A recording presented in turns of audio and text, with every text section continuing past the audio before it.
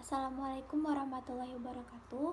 Perkenalkan, nama saya Fikri Aisyah dari Prodi Komunikasi dan Penyiaran Islam semester 1. Di sini saya ingin menyelesaikan tugas UTS, yaitu menjelaskan materi dari pertemuan pertama hingga pertemuan ke-7.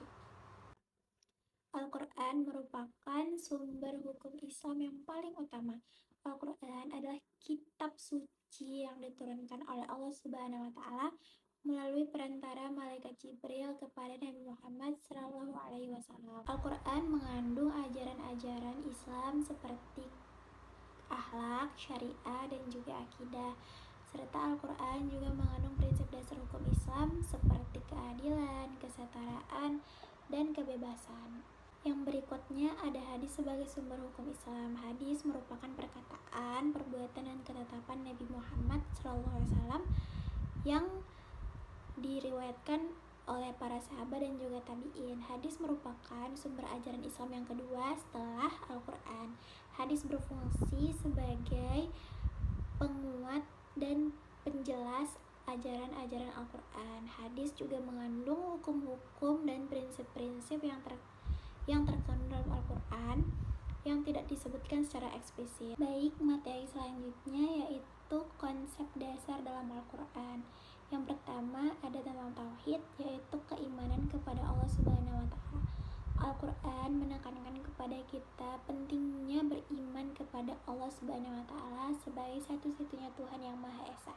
Dalam Al-Quran selanjutnya yaitu risalah atau kenabian. Al-Quran mengakui kenabian Nabi Muhammad SAW sebagai utusannya Allah. Selanjutnya akhirat atau hari akhir. Allah Subhanahu wa Ta'ala menekankan dalam Al-Quran pentingnya hari-hari akhir sebagai hari penghakiman.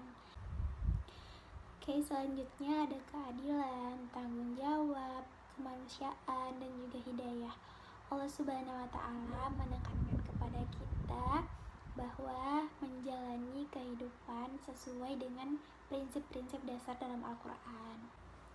Pengumpulan Al-Quran adalah langkah untuk menjaga keaslian Al-Quran atau wahyu yang diturunkan oleh Allah Subhanahu wa Ta'ala. Materi selanjutnya yaitu sejarah penurunan Al-Quran. Al-Quran diturunkan oleh Allah Subhanahu wa Ta'ala kepada Nabi Muhammad SAW melalui perantara malaikat Jibril. Al-Quran diturunkan secara bertahap selama 23 tahun. Pada masa Nabi Muhammad SAW, Al-Quran belum dibukukan, melainkan ditulis secara terpisah oleh para sahabat di berbagai media seperti pada pelepah kurma, di kulit binatang, dan lain-lain sebagainya. Pada masa Khalifah Abu Bakar radhiyallahu anhu, yaitu tepatnya setelah wafat Nabi Muhammad SAW, banyak para penghafal Al-Quran yang gugur dalam peperangan.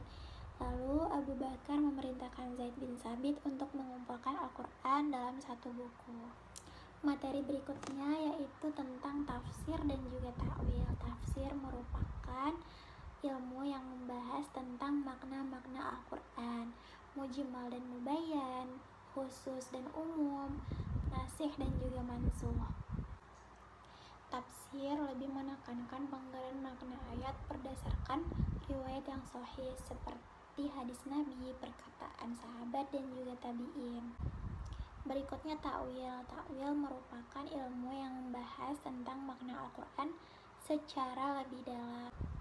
Ta'wil menekankan penggalian makna Al-Quran berdasarkan diraya atau kemampuan ilmu. Ta'wil juga sering digunakan untuk memahami ayat-ayat yang bersifat mutasyabihat. Materi berikutnya yaitu ilmu-ilmu Al-Quran atau ulum Al-Quran. Merupakan ilmu yang membahas tentang Al-Quran dari berbagai aspeknya, seperti asbabun nuzul, sebab turunnya Al-Quran, ayat-ayat Al-Quran, dan lain sebagainya.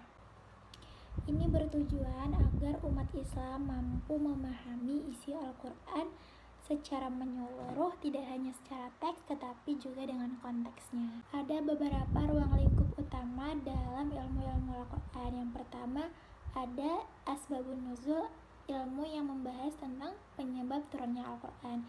Yang kedua ada ilmu qiraat, ada ilmu tafsir yang membahas makna Al-Quran secara mendalam. Selanjutnya ada Al-Muras Al-Mushaf, dan lain-lain.